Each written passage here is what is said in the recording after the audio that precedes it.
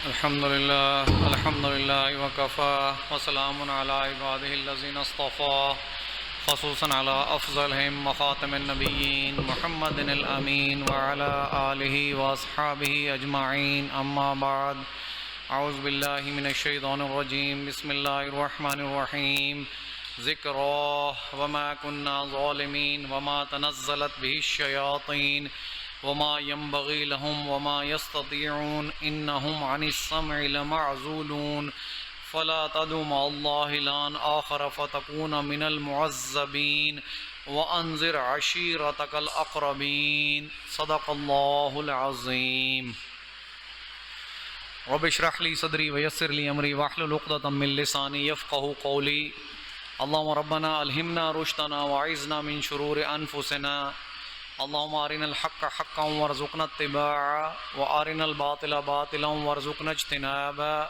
آمین یا رب العالمین۔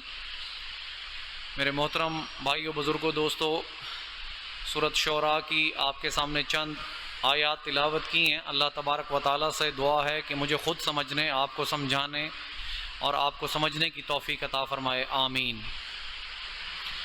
عن ثوبان رضی اللہ تعالیٰ عنہ، اب حدیث روایت کرنے والے ہیں ثوبان، حضرت ثوبان رضی اللہ تعالی عنہ۔ قال رسول اللہ صلی اللہ علیہ وسلم، فرماتے ہیں کہ فرمایا اللہ کے رسول صلی اللہ علیہ وسلم نے، یوشک الامم ان تداعى علیکم کما تداعى الاکلۃ الی قصعتها۔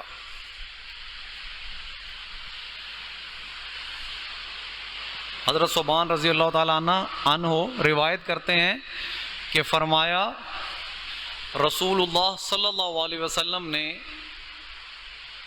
کہ ایک وقت وہ آئے گا کہ جب قومیں تم پر ٹوٹ پڑنے کو تیار ہوں گی، جب قومیں تم پر ٹوٹ پڑنے کو تیار ہوں گی، اس طرح ٹوٹ پڑنے کو جیسے ان تداعى الاکلۃ الی قصعتها، کہ جیسے ایک کھانا پکانے والی کھانا پکا کر دسترخوان پر لگا دے اور مہمانوں کو دعوت دے۔ مہمانوں کو جب دعوت دی جاتی ہے کھانے پر، تو کھانے کے ساتھ کیا حشر ہوتا ہے وہ آپ کو معلوم ہے۔ کھانے کے ٹکڑے ٹکڑے کر دیے جاتے ہیں، اسے چبا چبا کر کھا لیا جاتا ہے۔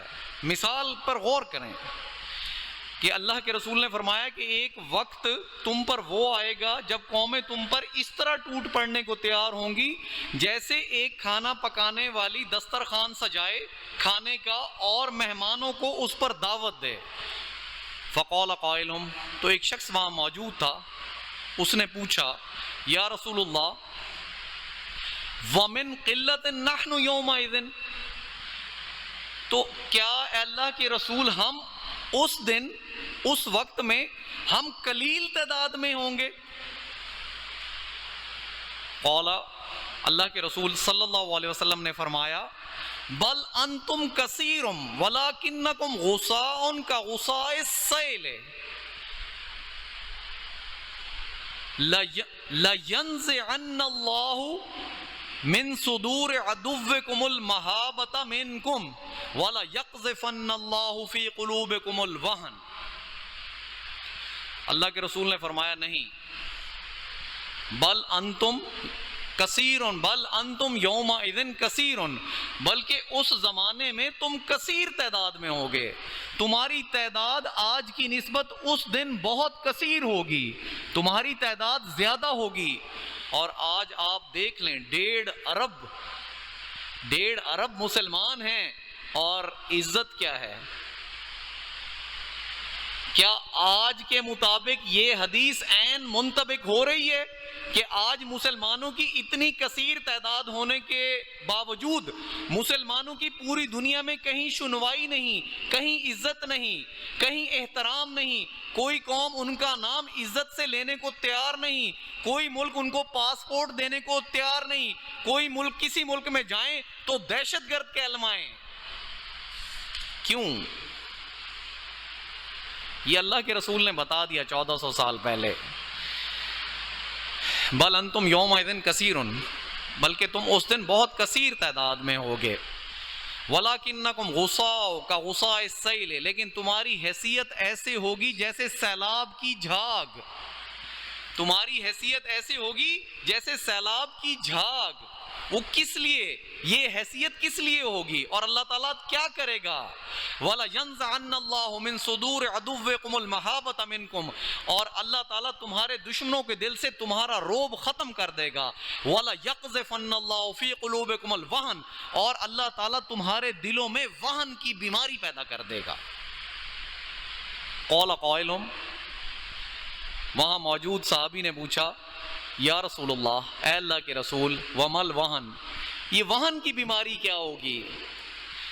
قال حب الدنیا وکراہیت الموت، اللہ کے رسول نے فرمایا کہ یہ وہن کی بیماری ہے دنیا سے محبت اور موت سے نفرت، موت سے دور بھاگنا اور دنیا سے محبت کرنا۔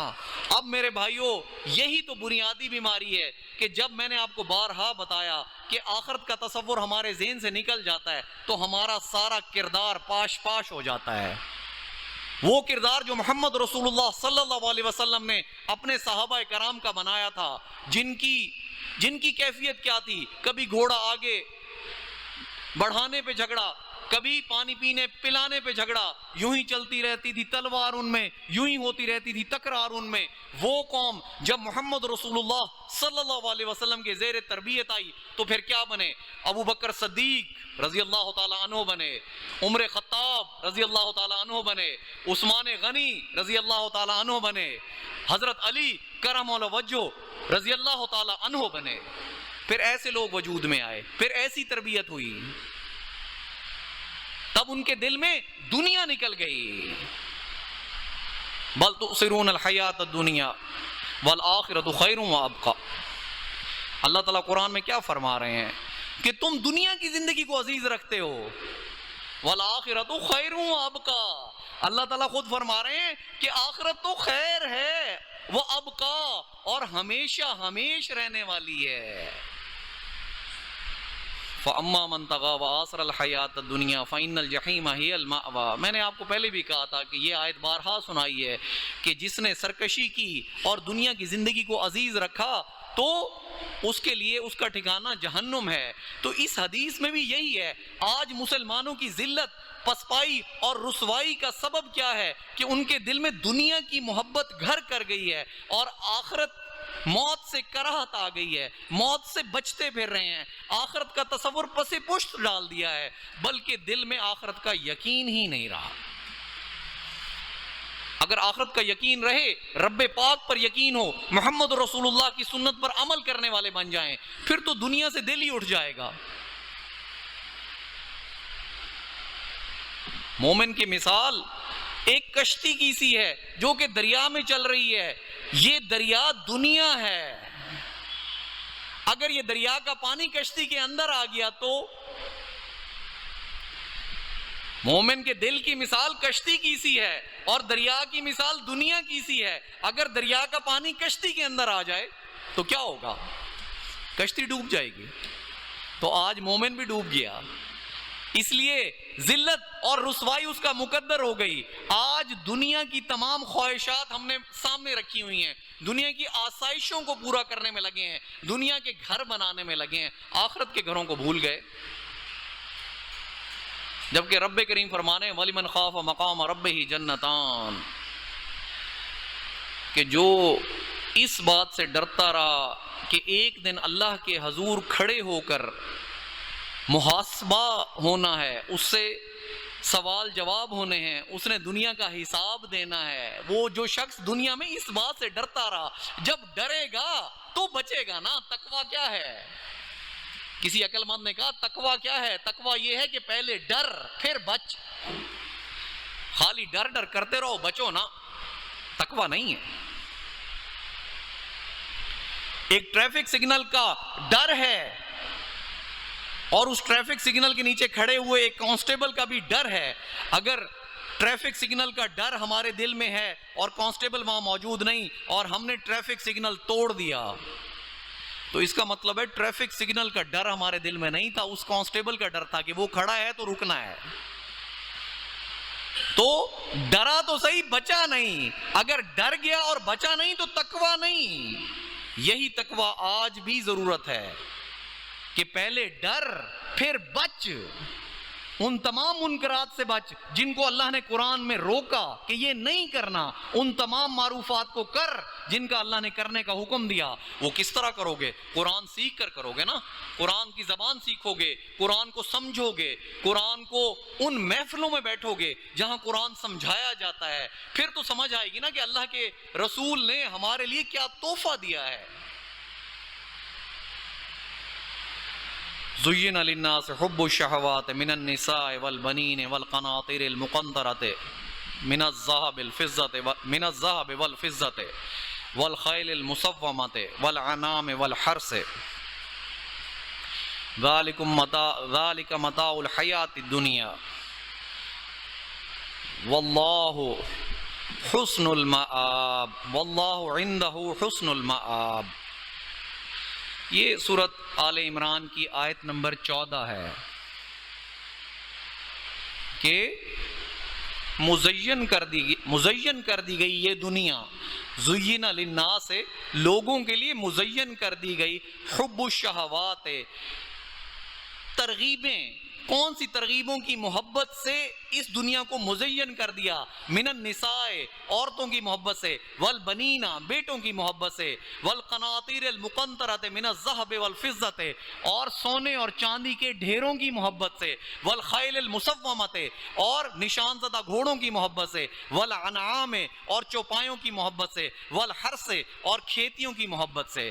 ذالک متاع الحیات الدنیا، یہ تو دنیا کی زندگی کا متاع ہے. متاع کہتے ہیں وہ چیز جو بہت کم مقدار میں آپ کو میسر ہو.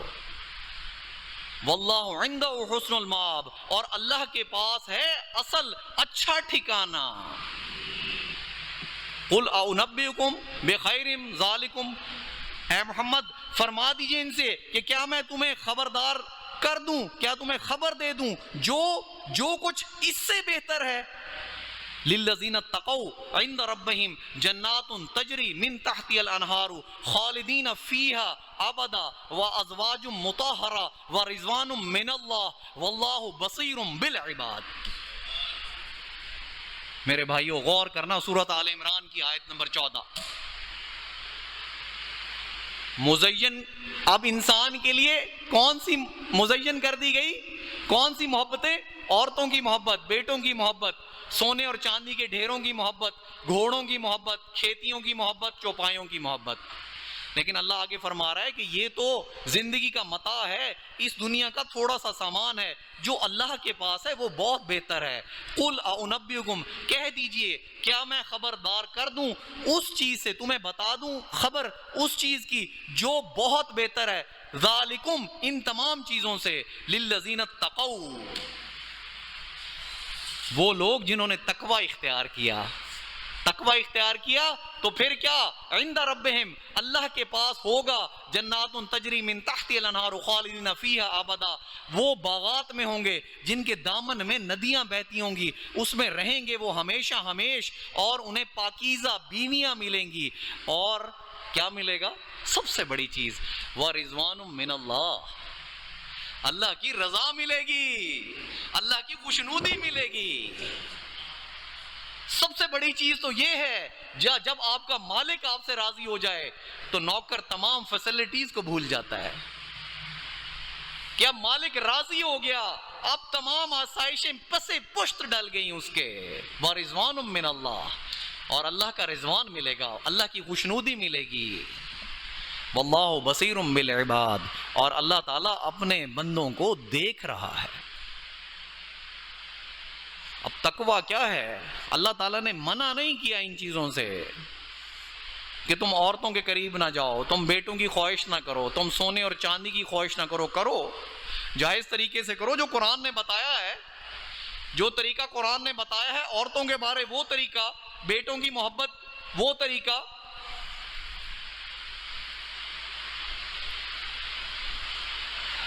بیٹوں اور ازواج کے بارے اللہ نے کہا ہے لا تلہکم اموالکم و اولادکم عن ذکر اللہ.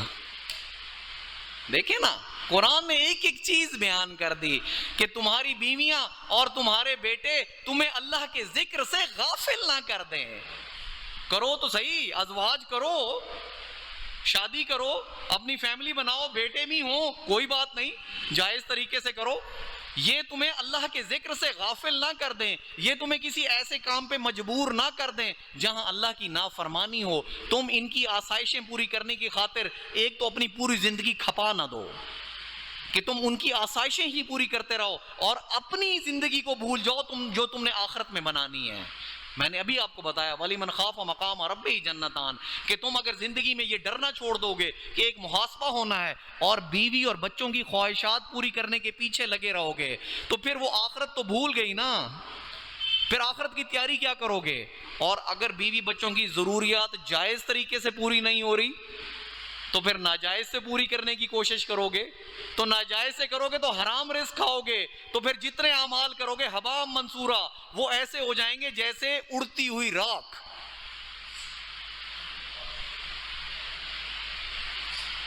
بیوی اور بچوں کے بارے بھی اللہ نے قانون دے دیا کہ تمہیں اللہ کے ذکر سے غافل نہ کر دیں. ہاں تمام چیزوں کو لے کر چلو، گھوڑے بھی ہیں، کھیتیاں بھی ہیں، چوپائے بھی ہیں، لیکن ان پر ان کی پوری زکوٰۃ ادا کر رہے ہو، خیرات دے رہے ہو، اللہ کے راستے میں مال خرچ کر رہے ہو.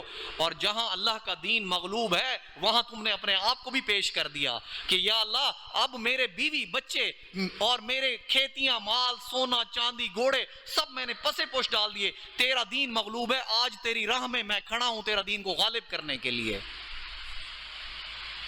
پھر ملیں گی نا وہ جنتیں ذواتا افنان فبأي آلاء ربكما تكذبان، بہت ساری شاخیں ہوں گی ان جنتوں کی، بہت ساری ڈالیاں ہوں گی، شاخیں ہوں گی. تم اللہ کی کس کس قدرت کو جھٹلاؤ گے؟ فیہما عینان تجریان، اس میں چشمے بہتے ہوں گے. فبأي آلاء ربكما تكذبان فیہما من کل فاکہۃ زوجان، اس میں میووں کے جوڑے ہوں گے. فبأي آلاء ربكما تكذبان متکئین علی فرش بطائنها من استبرق، اور تکیہ لگائے بیٹھے ہوں گے ایسے بچھونوں پر جن کے استر دبیز ریشم کے ہوں گے. میرے بھائیو اللہ نے اوپر کا تو غلاف بتایا ہی نہیں. استر، آج ہم استر کس کپڑے کا لگاتے ہیں؟ جو سب سے کم قیمت کا کپڑا ہوتا ہے اس کا استر بنایا جاتا ہے. اصل چیز تو اوپر لگائی جاتی ہے نا بچھونے کے، وہ تو اللہ نے بتائی نہیں. آپ کو تو استر بتایا کہ جن کے استر ہوں گے دبیز ریشم کے. فبأي آلاء ربكما تكذبان فيهن قاصرات الطرف لم يطمثهن انس قبلهم ولا جان، اس میں ہوں گی آنکھیں جھکوائی ہوئی شرمیلی عورتیں تمہارے لیے جسے کبھی کسی نہ جن نے چھوا ہوگا نہ انس نے چھوا ہوگا. فبأي آلاء ربكما تكذبان كأنهن الياقوت والمرجان، وہ عورتیں ایسی ہوں گی جیسے یاقوت مرجان. کس بھول میں پڑے ہو میرے بھائیو؟ اس مختصر سی دنیا، مختصر سی زندگی میں کن خواہشات کے پیچھے دوڑ رہے ہو؟ اور آگے کیا ملنے والا ہے؟ تقابلی جائزہ تو کیا کرو، موازنہ تو کیا کرو. دنیا میں بھی تو اپنا پروفٹ اور لاس کا موازنہ کرتے ہو. جب کوئی کام شروع کرتے ہو تو سب سے پہلے یہ دیکھتے ہو یہ نفع کتنا ہے، نقصان کتنا ہے. تو دنیا میں رہنے کا نفع بھی اپنا کیلکولیٹ کر لو اور نقصان بھی کیلکولیٹ کر لو. جو آخرت میں ملنے والا ہے اس کا نفع بھی دیکھ لو، اس کا نقصان بھی دیکھ لو. اس کا نفع بھی ابداً ابدا، اس کا نقصان بھی ابداً ابدا. بل تؤثرون الحیات الدنیا، تم دنیا کی زندگی کو عزیز رکھتے ہو. والآخرۃ خیر وابقی، ہمیشہ رہنے والی ہے، خیر ہے وہ آخرت اور ہمیشہ رہنے والی ہے. وَأَمَّا مَنْ أُوتِيَ كِتَابَهُ بِشِمَالِهِ، جن کے بائیں ہاتھ میں اعمال نامہ دیا جائے گا، فَيَقُولُ يَا لَيْتَنِي لَمْ أُوتَ كِتَابِيَهْ وَلَمْ أَدْرِ مَا حِسَابِيَهْ، کہ کاش یہ حساب نامہ دیا ہی نہ جاتا اور کاش ہمیں اس کا ادراک ہی نہ ہوتا. یا لیتہا کانت القاضیہ، موت ہمارا قصہ برابر کر دیتی، مر جاتے، اللہ کے سامنے پیش ہی نہ ہوتے. آج آپ کو مسلمان اتنی بڑی کثیر تعداد میں موجود ہیں دنیا میں، ان کی عزت، ان کی ذلت ان کی پسپائی، ان کی رسوائی کی وجہ سمجھ آ گئی ہوگی، چونکہ یہ وجہ محمد رسول اللہ نے 1400 سال پہلے بتا دی تھی کہ تعداد میں تو کثیر ہوں گے لیکن دل میں دنیا کی محبت ہوگی اور موت سے کراہیت ہوگی، موت سے دور بھاگتے ہوں گے، موت کو یاد نہیں رکھتے ہوں گے۔ جب موت کو یاد نہیں رکھیں گے تو تقوی اختیار نہیں کریں گے، جب تقوی اختیار نہیں کریں گے تو اللہ تعالیٰ ان کے دشمنوں سے ان کا روب ختم کر دے گا۔ روب کیسا تھا عمر فاروق کا رضی اللہ تعالی عنہ؟ کیا ان کے پاس تب اونٹوں کی کمی تھی؟ کیا خزانے میں مال کم تھا کہ ایک اونٹ استعمال کیا کہ ایک وقت میں غلام بیٹھتا تھا، ایک وقت میں خود بیٹھتے تھے؟ جب چابی لینے کا وقت آیا، یروشلم کے دروازے پر پہنچے تو عمر فاروق رضی اللہ تعالیٰ عنہ نکیل پکڑ کر چل رہے ہیں، غلام سوار ہے، وہ پریشان ہے کہ جو ہماری کتابوں میں حلیہ لکھا تھا وہ تو اس امیر کا حلیہ ہی نہیں۔ ابو عبیدہ بن جراح کہتے ہیں او ظالموں، امیر تو وہ ہے جو نکیل پکڑ کر چل رہا ہے اونٹ کی، امیر تو وہ ہے جو نکیل پکڑ کر اونٹ کی چل رہا ہے۔ تو پھر روب اور دبدبہ کیسا تھا کہ انہوں نے بغیر لڑے چابیاں حوالے کر دیں۔ کیوں؟ کیونکہ دل میں دنیا کی محبت نہیں تھی اور آخرت کی چاہ تھی کہ جو آخرت میں ملنے والا ہے وہ ہمیشہ ہمیش کے لیے ہے، اس کا نفع بھی ہمیشہ ہمیش کے لیے ہے، اس کا نقصان بھی ہمیشہ ہمیش کے لیے ہے۔ حدیث پاک میں بہت سارا وقت گزر جاتا ہے اور ہر دفعہ ڈاکٹر فہیم کا بھی یہ شکوہ رہتا ہے کہ قرآن کی آیات کم تلاوت کی جاتی ہیں۔ بس اب ایک آیت آپ کے سامنے وضاحت کروں گا۔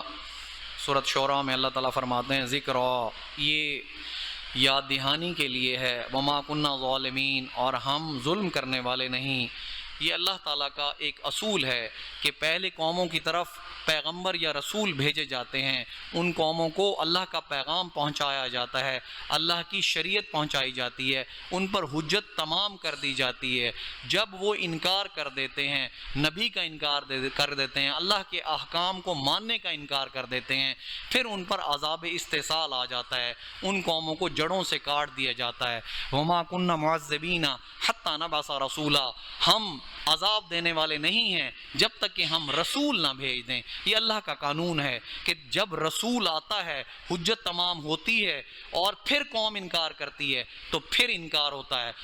فدابر القوم الذین ظلموا، اور پھر کیا کیا جاتا ہے کہ جڑ کاٹ دی جاتی ہے ان لوگوں کی جنہوں نے ظلم کیا۔ پھر اگر قوم انکار کر دے تو پھر ان کی جڑ تک کاٹ دی جاتی ہے، انہیں صفحہ ہستی سے مٹا دیا جاتا ہے۔ یہی اللہ تعالیٰ فرما رہے ہیں کہ ہم ظالموں میں سے نہیں ہیں، یہ تو پیغمبر ہم قوموں کی طرف حجت تمام کرنے کے لیے بھیجتے ہیں تاکہ ہمارا پیغام پورے کا پورا پہنچا دیا جائے۔